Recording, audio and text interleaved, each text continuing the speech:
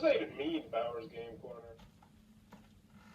Ahoy there, YouTube! I'm back again today for another game review. Today I'm very excited to check out Skyward from Passport Games Studios. This is for 2 to 4 players, age is 14 plus. It'll take you about 40 minutes to play. And in Skyward, this is an I split, you choose tableau building game in which you are going to be picking piles of cards and then building buildings in your airspace. These buildings are going to have different special abilities, different amounts of victory points. They're going to cost various different amounts of resources. It's a very simple game to learn and to teach, but is it good? Let's open it up and I'll tell you what I think. Alrighty then, we're going to take a look at what you're going to get inside of Skyward. So first and foremost, we have a handy dandy rule booklet. It's 15 pages, double-sided, full color, full of pictures, illustrations, examples, and FAQ card clarifications, and it is incredibly well done. It should have you up and running in no time at all. Huge thumbs up on this rule booklet. Excellent job. And you're also only going to need the first 8 pages if you're just playing the base game in order to learn how to play the game. Everything else is just card clarifications, FAQ, and then how you can mix in the 2 additional micro expansions that are included in the game. So huge thumbs up on the rule booklet. So in Skyward, this is a tableau building game where you are going to be picking cards and then you're going to hopefully be building them in front of you. You're going to have the most points at the end of the game and you'll be the winner. So let's take a look at the cards you're going to get and hopefully that'll make more sense. So this is a card game, pure and simple. Yes, there are some cogs over here. Yes, there is a first player token, but this is all about the cards. So let's take a look at some of the cards. So primarily the cards you're going to see are going to be these cards right here, which are buildings. And they'll say down the bottom right, buildings. And so let's take a look at a card and you can get a feel for it. So this one is going to toss 2 of the brown resources and 1 of any resource to build. It's going to give you 4 points at the end of the game if you build this. And also down here on the bottom, it's going to have a special ability. Now there also is going to be a symbol in the bottom left, and this symbol will differ from card to card to card. And that will tell you exactly when you score this or exactly when your ability takes place. Some are one-time instant abilities, some will be continuous abilities like this one. Some will only score you points at the end of the game. So let's take a look at this special ability. While Steam Engine, which is this, is in your airspace, ignore wild costs when launching buildings. So essentially, if you build this first, you will never have to pay another one of these the rest of the game, which for a building like this could be huge, or like that. So very good building there.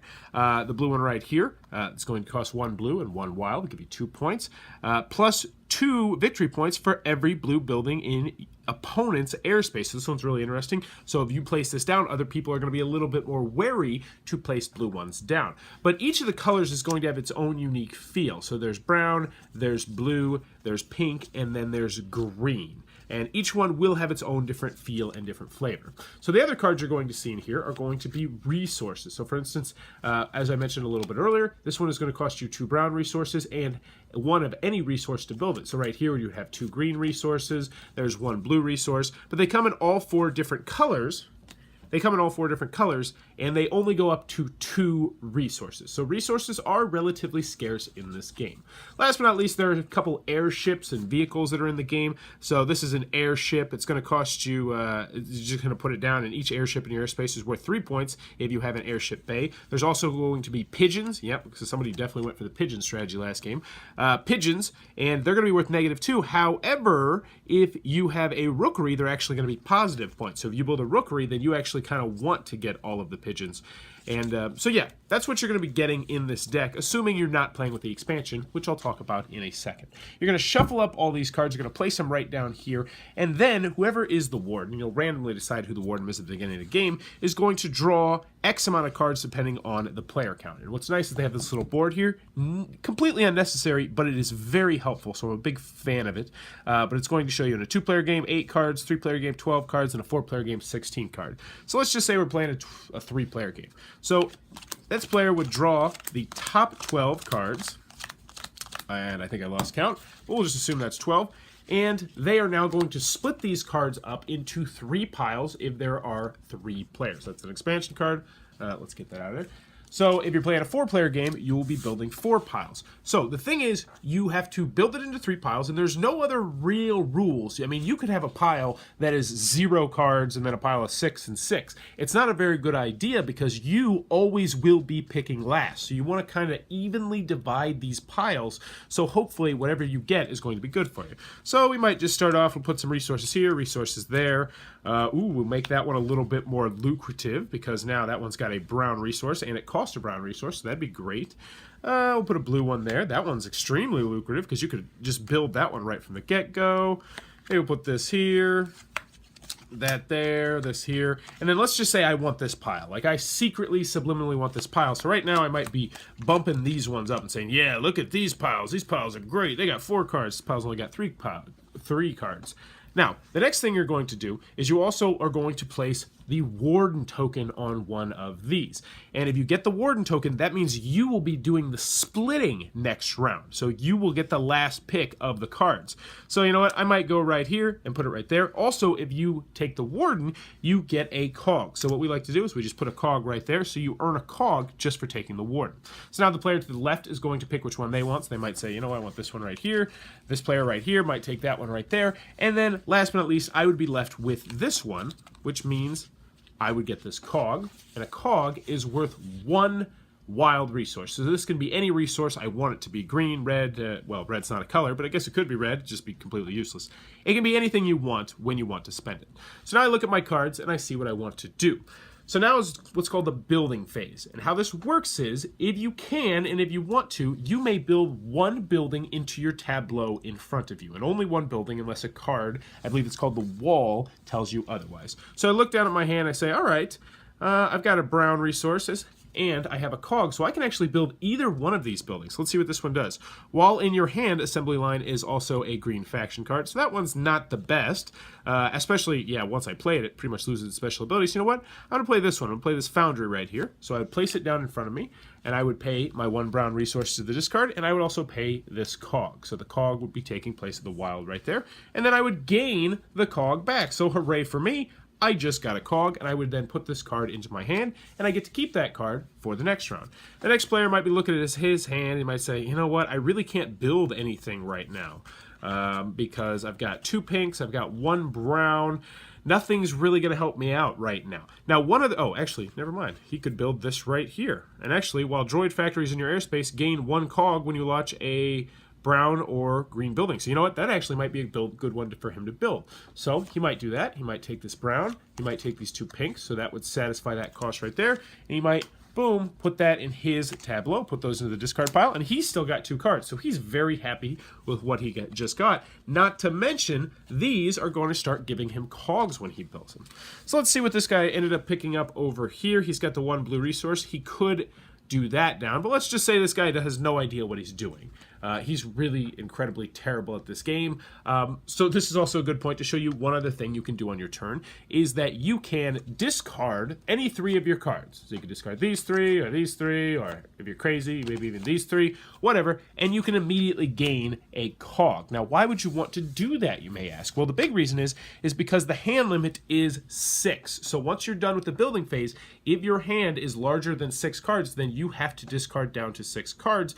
So you might potentially want to do that, you know, instead of discarding cards. So now that we've gone through that first round, we move on to the next round. And once again, I am going to, since I am the Warden right here, I'm going to get 12 cards. I'm going to split them up into 3 piles, and you're going to continue to do that until there's no cards left to draw, which does mean, yes, you might have a round where you only have like 5, 6, 7 cards or something like that, but you're going to split it up, you're going to do the build phase, and then the game will be over. After the game, you're going to tally up the victory points on your cards and also tally up the victory points from some of the buildings that will give you points at the end of the game, and whoever has the most will be the winner of Skyward. Oh, last thing. So that is one way to end the game. But also, if you ever get 6 buildings in front of you at the end of that round, that will be the end of the game as well. So let's talk about the 2 micro expansions included in the game as well, which is nice. And they also come in their own separate wrapping, which I thought was a really cool idea, but I'll talk more about that in the pros and cons.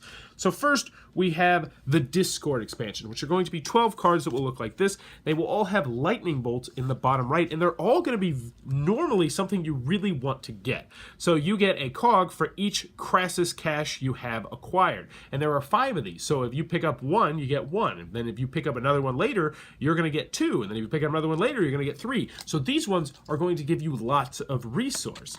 Next, you have the wormhole generator. Choose a building in an opponent's airspace. They must pay you a resource, any kind of resource, or give you that building. So essentially, you're just kind of saying, hey, give me a resource. Or if you catch them at the right moment, they might have to give you the building. So this one, you know, it's a good card. Your buildings cost less to launch, so either brown or green less to launch, and this is a really useful card.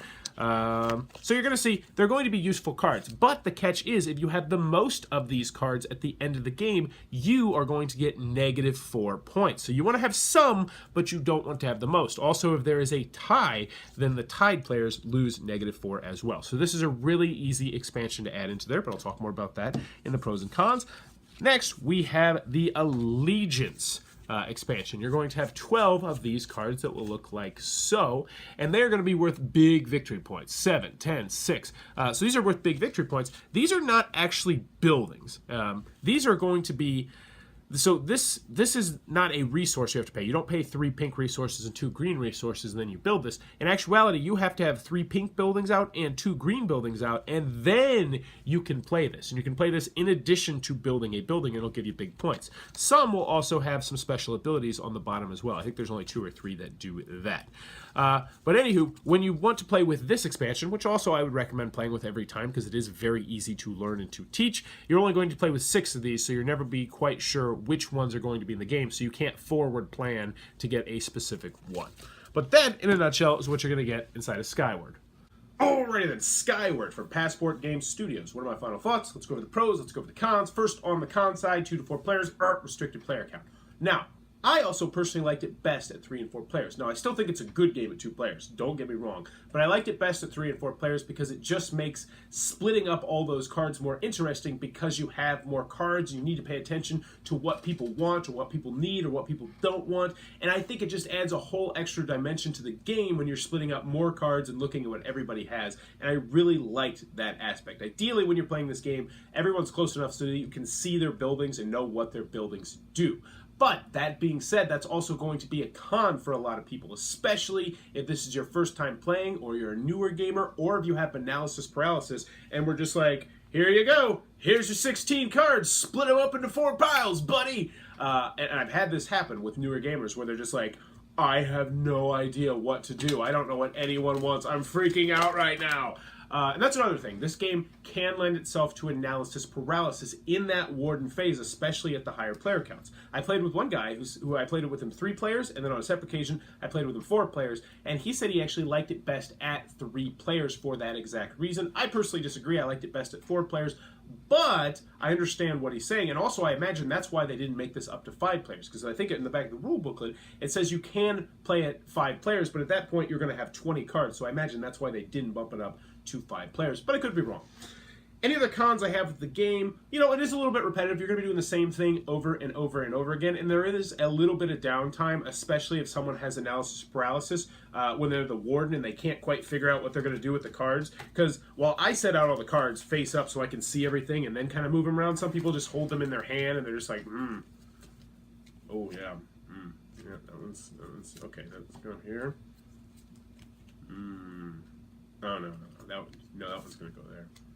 Now imagine that for like 2 minutes, and it's just like, okay, a little bit of downtime here. I'm going to check my text messages. So that can happen. It doesn't happen too frequently. Most people do it face up, but it is something that I did want to mention. But right now, I just want to let you know, I'm nitpicking at this point because Skyward is a really enjoyable game that I highly recommend if you routinely play 2 to 4 players. It's just that simple. Skyward is one of those games where I first played it and I was like, this is really good. This is going to hit the table on a routine basis, and what more can you ask for from a game in your collection? So what do I like about Skyward? First and foremost, it's easy to learn, it's easy to teach, it has a good variety of cards, it has very clean graphic design, it has a fantastic rule booklet, it has 2 expansions in the box ready to go, and I personally like both expansions, and I would recommend playing with both expansions from the jump. Now that being said, maybe the first, you know what, I take that back. I would recommend the first game while you're getting acclimated to the game, playing without the expansions, but after that, I would play with them every single time. I'm about 6 games in with this game now, and I don't ever foresee myself not playing with those, because especially the Allegiance cards are very simple to explain, and the other cards are just read the text on the card. And that's one thing I like about this game. The majority of the time, it is just read the text on the cards, but then the rule booklet does such a great job of like, all right, I think they're going to have problems with this card, this card, this card, this card, this card, and it's like, yes, we're going to make a very clear, concise card clarification where we have a picture of the card showing you exactly how the card works, and I love that. Too many game companies, and oh, this grinds my gears.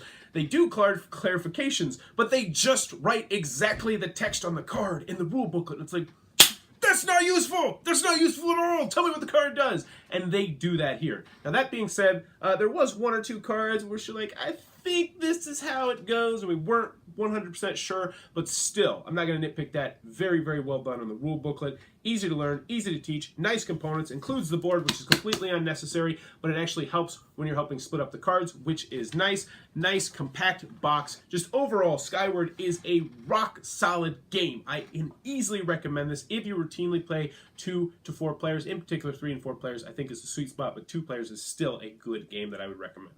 So that is Skyward from Passport Game Studio. Not quite a gateway game, but I'd say a gateway plus game that is a lot of fun. Highly recommended. If you enjoyed this review, please be sure to click on that subscribe button down below in the comments below. Let me know. Have you ever been on a hot air balloon? For me personally, no, I have not. I've been in line to get on a hot air balloon twice. One time we waited for like 40 minutes and they cut off the line, like 6 people in front of us, and I was so upset. I was like, what? We've been waiting for 40 minutes. Why didn't you tell us that this line was going to cut off at this point? And then the second time, well, I can't talk about it, but needless to say, the person I was with, we just decided to leave and go do something else. But let me know in the comments below. Have you ever been on a hot air balloon? And as always, thanks for your time, YouTube.